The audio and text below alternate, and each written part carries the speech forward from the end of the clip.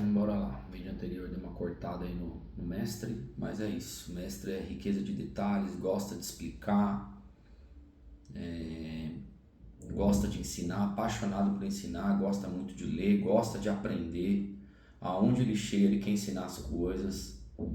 Eu tenho muito isso na minha vida também, eu sempre fui professor de outras coisas, né? Então é isso, chamado de mestre é aquela pessoa que gosta de prestar atenção nos detalhes, está sempre aprendendo, olha para tudo aprendendo e aprende e tem uma facilidade de ensinar, tá bom? Esse é o chamado mestre. Agora vamos terminar aqui, vamos direto para o profeta, chamado do profeta, tá bom? Então o profeta, ele costuma ter muitas visões, costuma ter muitos sonhos. É uma característica do profeta.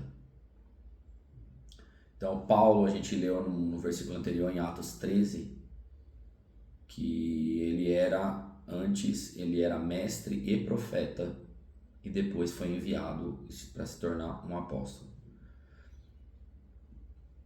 Então, você vê ali que primeiro ele estava ali sentado para aprender com outros mestres e com outros profetas. Ele não foi enviado de uma vez sozinho, ele estava aprendendo com essas pessoas no capítulo 13. Ó. E na igreja de Antioquia havia alguns profetas doutores, a saber, Barnabé, Simeão, Níger, Lúcio, Manaém, Herodes, o tetrarca e Saulo. Eles estavam todos juntos ali, aprendendo uns com os outros. Então isso é muito importante, tá? O profeta precisa aprender as coisas, não é só sair entregando tudo o tempo todo que passa na frente dele. É muito importante, tá? Uma outra coisa que eu quero falar, deixa eu ver se está separado aqui, peraí. Uma coisa importante aqui para ser falado é que nós precisamos separar profetas, chamado profético, aquela pessoa que foi chamada por Deus para ser um profeta, profetizar, de pessoas que profetizam. Então é diferente, eu tenho um chamado de profeta e eu profetizar, é a mesma coisa. Eu tenho um chamado de pregador e às vezes eu pregar. São coisas diferentes, tá? É a mesma coisa, eu tenho um chamado por Deus de ser pastor e às vezes eu ficar num tempo na igreja pastoreando, tá? Então isso acontece. E a gente tem uma passagem bíblica aqui que explica bem isso, tá? Em Atos 21:9, ele separa aqui, olha que interessante, ó. Tinha 4 filhas donzelas que profetizavam. Então tinha 4 mulheres que profetizavam. E demorando ali por muitos dias, chegou da Judéia um profeta por nome Ágabo. Olha como que separou então. Tinha 4 donzelas, não disse profetas, 4 donzelas que profetizavam. E aí no versículo de baixo diz, e demorando ali por muitos dias, chegou da Judéia um profeta chamado Ágabo. Então aqui está separando alguém que de vez em quando, algumas vezes era usado para profetizar, e outro que verdadeiramente tinha um chamado e um ofício de profeta na terra. Tá bom? Nós vemos isso também no Velho Testamento, quando o próprio Saul, que não era profeta, chegou na casa do profeta Samuel, perseguindo a Davi, e o poder de Deus estava tão intenso naquele lugar que ele caiu no chão, debaixo do poder de Deus, e ficou um dia inteiro e uma noite inteira profetizando. Tá? Então ele ficou ali profetizando, declarando as maravilhas do Senhor, declarando coisas passadas, presentes e futuras. Mas nem por isso Saul se tornou um profeta de Deus. Ele profetizava. Então nós precisamos aprender a separar isso e entender quem tem dons de revelação, carrega algum dom de revelação, que é diferente de alguém que tem um chamado profético para profetizar e as coisas acontecerem, tá bom? E aí para isso a gente precisa entender um pouquinho dos dons, né? Que aquela pessoa que tem os dons de revelação não necessariamente é um profeta, ela pode revelar, ela pode ter visão, ela pode conhecer o presente, passado e futuro, mas ela não tem um dom profético. Até porque a categoria do dom profético está entre os dons de fala. O dom da profecia está entre os dons de fala.